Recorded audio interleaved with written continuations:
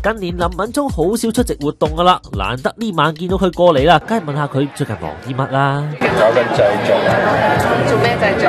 音樂製作、電影係乜嘢？係啊，拍咩啊？拍緊自己自拍啫，拍自己嘢嘛，拍自己公司嘅嘢，拍自己公司嘢。最近你嘅前妻陳玲莉盛傳大肚喎，咁你有冇聯絡佢了解下個情況咧？佢有好似話有咗 BB 喎，咁犀利啊！知唔知啊？唔知啊？你都有啊？你冇嚟㗎嘛？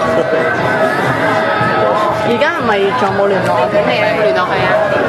冇咗。冇聯絡，你冇聯絡佢啊？冇聯絡玲莉啊？啲仔咧唔見啊？有冇陪下佢哋啊？暑假有冇親子啊？同佢哋暑期活動啊？排緊期。排緊期啊！你好忙啊？咁佢哋點算啊？有冇啲安排啲咩暑期活動俾佢哋啊？得㗎啦。